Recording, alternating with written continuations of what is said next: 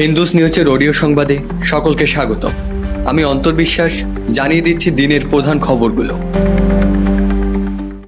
শান্তিপুরের লোকনাথ মন্দির সংলগ্ন মৃৎশিল্প কারখানায় হামলা, ৬০টির বেশি কালী ও সরস্বতী প্রতিমা ভাঙচুর।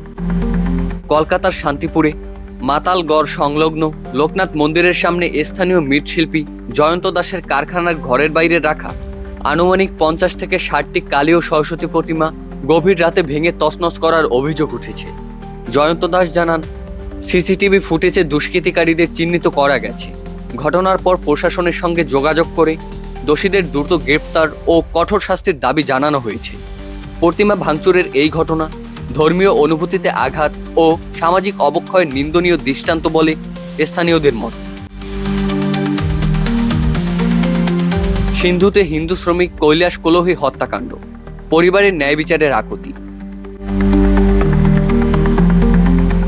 সিন্ধু প্রদেশে এক হৃদয় বিদারক ঘটনা। দরিদ্র হিন্দু শ্রমিক কৈলাস কোহলিকে তার বাড়িওয়ালা সরফরাজ নিজামনি বুকে ২টি গুলি করে হত্যা করে। ঘটনার পর নিহতের স্ত্রী, শিশু সন্তান ও বৃদ্ধ বাবা মা ন্যায় বিচারের দাবিতে প্রতিবাদে বসেছেন। তবে অভিযুক্ত এখনও প্রকাশ্যে ঘুরে বেড়াচ্ছে। স্থানীয়দের মতে এটি কেবল একটি হত্যা নয়, দরিদ্র ও ধর্মীয় সংখ্যালঘু হওয়ার অপরাধে প্রভাবশালীদের দায়মুক্তির নগ্ন চিত্র। পরিবার দ্রুত গ্রেপ্তার, নিরাপত্তা ও নিরপেক্ষ বিচার তদন্তের দাবি জানিয়েছে। চট্টগ্রামে সংখ্যালঘু পরিবারের কিশোরী কন্যা হত্যাকাণ্ড, ধর্ষণের পর বালিশ চাপা দিয়ে শ্বাসরোধের অভিযোগ। চট্টগ্রাম নগরীর লালখান বাজার এলাকায় একটি ভাড়া বাসা থেকে 10 থেকে 12 বছর বয়সী শিশু কিশোরী শ্রাবন্তী ঘোষের মরদেহ উদ্ধার করা হয়েছে। পরিবারের অভিযোগ, রাতের কোনো এক সময় তাকে ধর্ষণের পর বালিশ চাপা দিয়ে শ্বাসরোধ করে হত্যা করা হয় এবং ঘটনা ভিন্ন খাতে নিতে ফাঁসিতে ঝুলিয়ে রাখার চেষ্টা করা হয়। কর্মস্থল থেকে ফিরে এসে মেয়ের মরদেহ দেখতে পান। পুলিশ তদন্ত শুরু করেছে এবং দোষীদের দ্রুত গ্রেপ্তারের দাবি জানিয়েছেন স্থানীয়রা। নেপাল মসজিদ ভাঙচুর ও সাম্প্রদায়িক সংঘর্ষ, ভারত সীমান্ত বন্ধ করে দিল।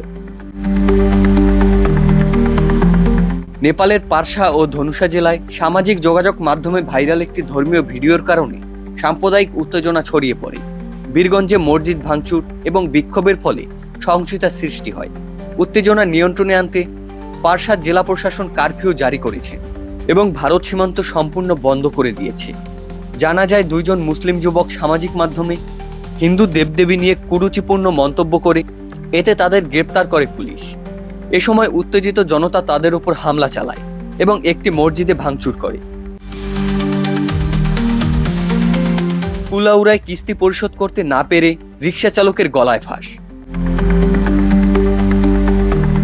মৌলভীবাজারের কুলাউড়ায় গৌরাঙ্গ দাস নামের 55 বছর এক রিকশা চালক বিভিন্ন বেসরকারি সংস্থা ও ব্যক্তির কাছে ঋণের কিস্তি পরিশোধ করতে অক্ষম হয়ে গলায় ফাঁস দিয়ে আত্মহত্যা করেছেন এবং পৃথিমপাশা ইউনিয়নের নন্দীগ্রামে তার বাড়িতে এই ঘটনা ঘটে।